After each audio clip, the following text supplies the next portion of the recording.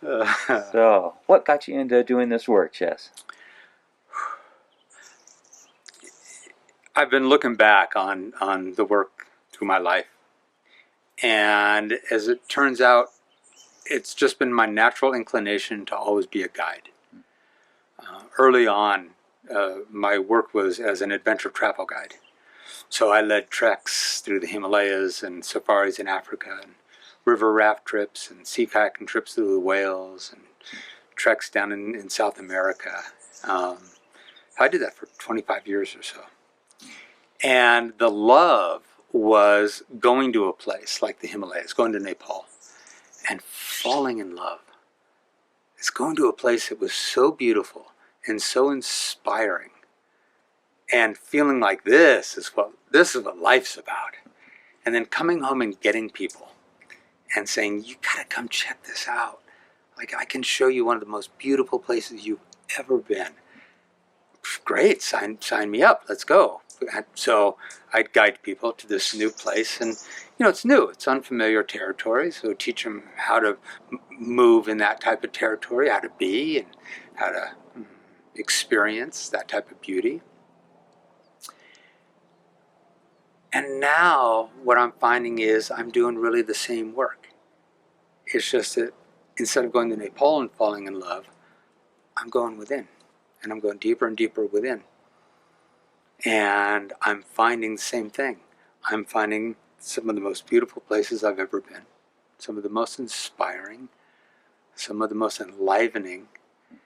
And then I find that within, and it's the same feeling. Like I can't just be in this myself. I've got to help others. Mm-hmm. So then I go get others, and I say, I have found some of the most beautiful places I've ever been, and I want to help you find that place too. And oh, where? Nepal? Well, that's nice. South America? That's nice. But no, right there, right within. And the feeling and the same questions come up. Oh, well, that sounds beautiful, but I don't know how to get there. I'm a guide. And that's what any guide does, right? We move down the pathways ourselves. We navigate new territory. We figure out how to move across thresholds and learn a new language, perhaps, and explore into unfamiliar territory. That's what I was doing when I first started going in.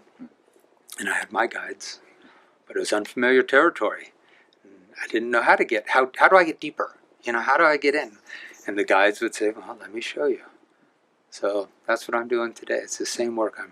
I'm just going within and finding the beauty and the inspiration. Mm. It's how do I get them there? By first introducing them to stillness. They say you cannot see your true reflection in running water. Mm.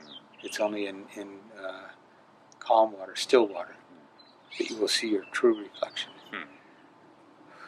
Dropping into the stillness. And whenever I'm bringing a new client or student along on board to do some work with, one of the core questions I ask is, how much stillness is there in your life? And it's like 99% of the time, there is universally a sigh.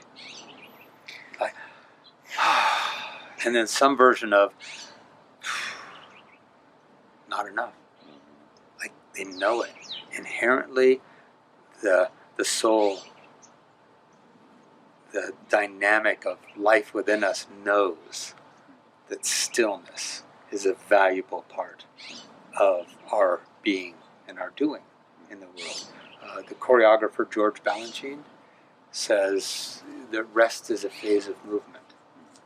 Yeah. So what's different about taking someone to a beautiful place like Nepal, an outside external place? Yeah. What's the benefit of taking someone to that internal place? How does that change their life?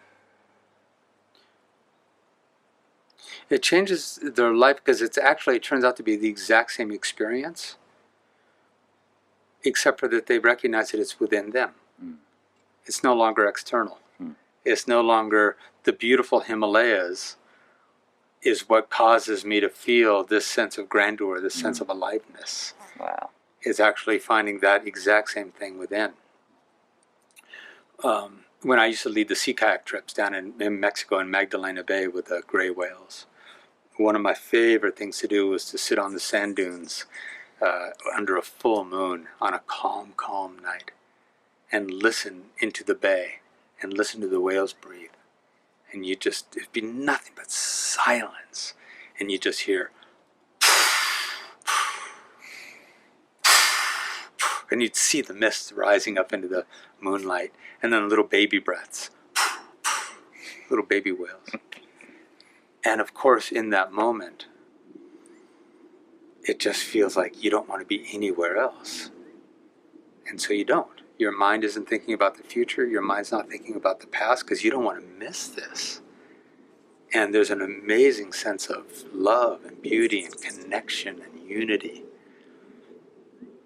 And then I started to recognize that when I started to deepen my meditation practice, is sitting on the cushion, same feeling.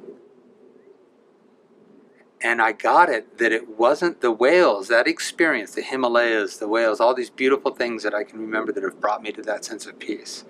I always thought it was because of the beauty. It was because it was stopping my mind. That's what was happening. I didn't want to be anywhere else, but I wanted to watch the ravens against the Himalayas diving in and out of cloud banks, and I just want to be present to that. And so my mind quieted. And when that happened, I was present. The fullness of my own being. So it turns out the value of helping people find it within is they recognize they don't have to go seeking for beautiful places to bring the peace. The peace comes from arriving in the stillness of a calm mind that isn't chasing self and future and regarding themselves in the past.